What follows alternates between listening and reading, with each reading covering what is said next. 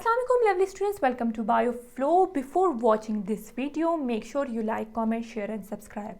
Lovely students, आज जो हम डिस्कस करने वाले हैं वो है post transcriptional modification of messenger RNA.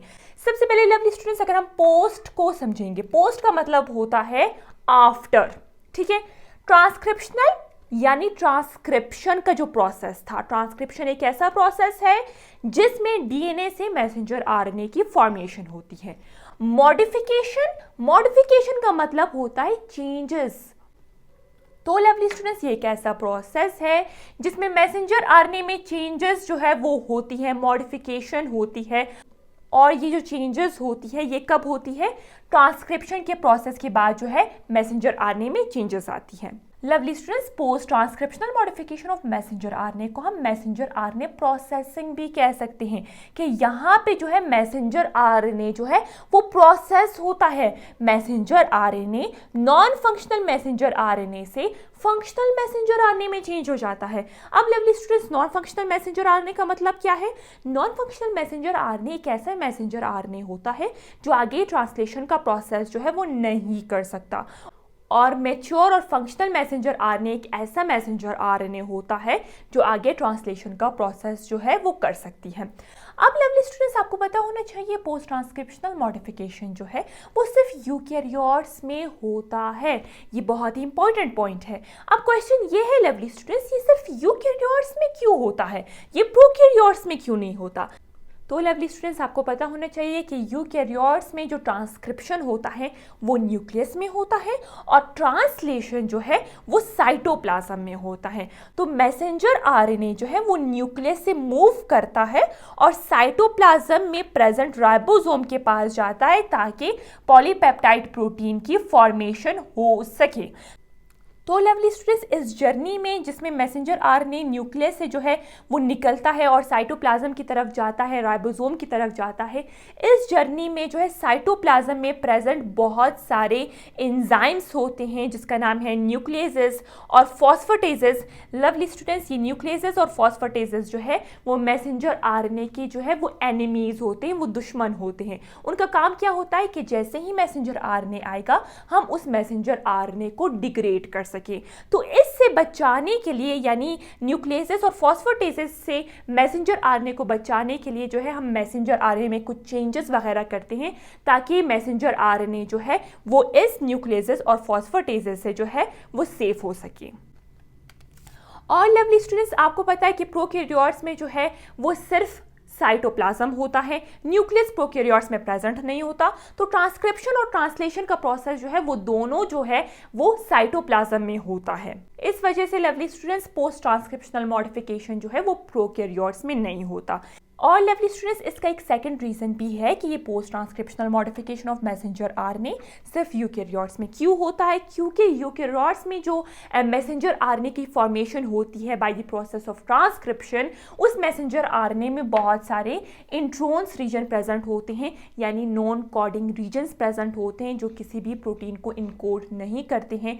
इस इंट्रोन्स का रिमूवल जो है वो बहुत ज़्यादा इंपॉर्टेंट होता है ताकि आगे जो है वो फंक्शनल प्रोटीन फॉर्म हो सके।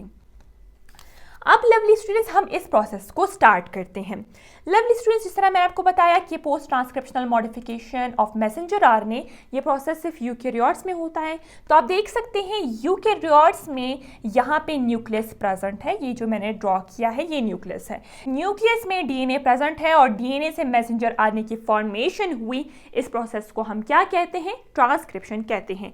ये जो मैसेंजर आरएनए होता है वो 3 to 5 प्राइम एंड होता है, ये हमें पता है। अब लवली स्टूडेंट्स, ये जो आप सारा प्रोसेस देख रहे हैं ये न्यूक्लियस में होता है। तो आपने अभी यहाँ पे देखना है कि ये जो है मैसेंजर आरएनए है जो ट्रांसक्रिप्शन के प्रोसेस के बाद जो है वो प्रोड्यूस हुआ है और इस मैसेंजर आरएनए को हम प्राइमरी ट्रांसक्रिप्ट या फिर इमेच्योर मैसेंजर आरएनए कहते हैं, क्योंकि ये मैसेंजर आरएनए जो है वो मैच्योर नहीं है, वो नॉन फंक्शनल है, वो प्रोटीन की फॉर्मेशन नहीं कर सकता है। अब हमारा गोल क्या है? इस इमेच्योर मैसेंजर आरएनए को मैच्योर मैसेंजर आरएनए में या फिर इस नॉन फंक्शनल मैसेंजर आरएनए को मैच्योर फंक्शनल मैसेंजर आरएनए में चेंज करना। आप देख सकते हैं लवली स्टूडेंट्स, ये मैसेंजर आरएनए है। मैसेंजर आरएनए जो है वो हमेशा 5 to 3 प्राइम एंड जो है वो जो है इसकी प्रोडक्शन होती है, ये प्रोड्यूस होता है। अब इस मैसेंजर आरएनए के ऊपर आप देख सकते हैं जो रेड मार्कर से मैंने ड्रॉ किया है, ये इंट्रोन्स रीजन होते हैं जो नॉन कोडिंग रीजन होते हैं, यानी इसका कोई काम नहीं होता, ये किसी भी प्रोटीन को इनकोड नहीं करते हैं। और साथ साथ लवली स्टूडेंट्स आप देख सकते हैं यहाँ पे एक्सोन्स रीजन्स भी प्रेजेंट होते हैं। लवली स्टूडेंट्स, एक्सोन्स जो होते हैं वो कोडिंग रीजन्स होते हैं, यानी ये जो है बहुत ही इंपॉर्टेंट रीजन्स होते हैं जो आगे प्रोटीन को इनकोड करती हैं, यानी एक्सोन्स जो कोडिंग रीजन है उससे जो है वो प्रोटीन की फॉर्मेशन होती है। जिस तरह लवली स्टूडेंट्स मैंने आपको पहले बताया कि मैसेंजर आरएनए जो है वो न्यूक्लियस से जो है वो रिलीज होता है और वो कहाँ पे जाता है, साइटोप्लाज्म की तरफ जाता है। और साइटोप्लाज्म में प्रेजेंट प्राइमरी ट्रांसक्रिप्ट या फिर इमेच्योर मैसेंजर आरएनए के बहुत सारे दुश्मन प्रेजेंट होते हैं जिसको हम कहते हैं न्यूक्लियसेस और फॉस्फेटेसेस, जो असल में एंजाइम्स होते हैं। अब हमने क्या किया, मैसेंजर आरएनए को दोनों साइड पे जो है हेलमेट पहना दिया। आपको पता है लवली स्टूडेंट्स, हेलमेट का काम क्या होता है, प्रोटेक्शन का काम होता है।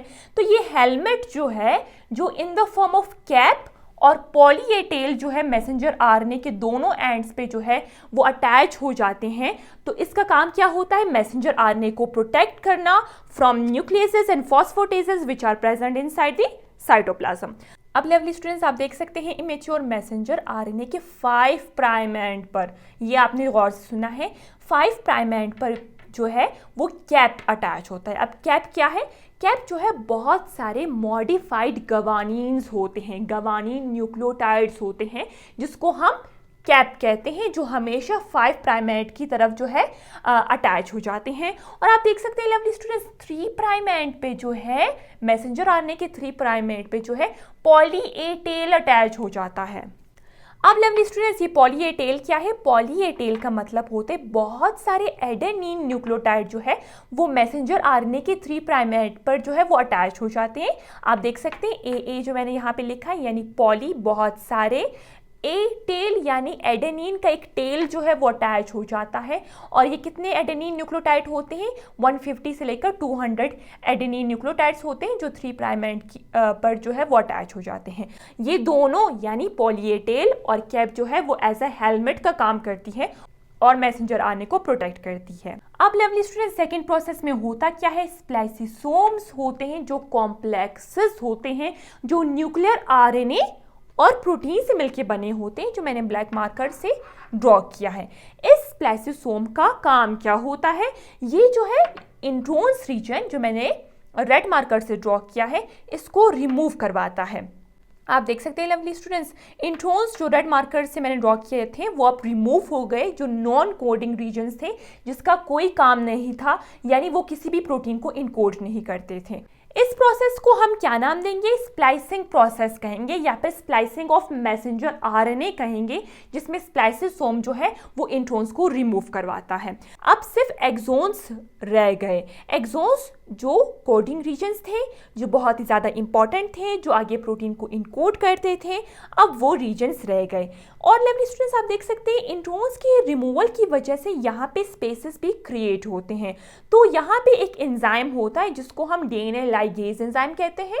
ये डीएनए लाइगेज एंजाइम जो है वो ग्लूइंग एंजाइम होता है, यानी ये एज अ ग्लू का काम करती है और एक्सोन्स रीजन को आपस में मिलाती है और आपस में ज्वाइन करवाती है। आप देख सकते हैं लवली स्टूडेंट्स, इस डीएनए लाइगेज एंजाइम की वजह से एक्सोन्स रीजन जो है आपस में मिल गए और इमेच्योर मैसेंजर आरएनए से अब ये मैच्योर मैसेंजर आरएनए में चेंज हो गया। अब लवली स्टूडेंट्स ये मैच्योर मैसेंजर आरएनए जो है न्यूक्लियर पोर्स के थ्रू, न्यूक्लियर पोर्स आप देख सकते हैं ये सारा प्रोसेस न्यूक्लियस में होता है, तो ये न्यूक्लियर पोर्स के थ्रू जो है अब ये साइटोप्लाज्म में आ गया। अब लवली स्टूडेंट्स ये जो साइटोप्लाज्म में मैसेंजर आरएनए के जो एनिमीज प्रेजेंट थे, जो एंजाइम्स होते हैं जिसको हम न्यूक्लियसेस और फॉस्फेटेसेस कहते हैं, अब ये इस पे काम नहीं कर सकते हैं क्योंकि यहाँ पे कैप भी प्रेजेंट है और पॉली ए टेल भी मैसेंजर आरएनए पे प्रेजेंट है जो एज अ हेलमेट का काम करती है और मैसेंजर आरएनए को प्रोटेक्ट करती है।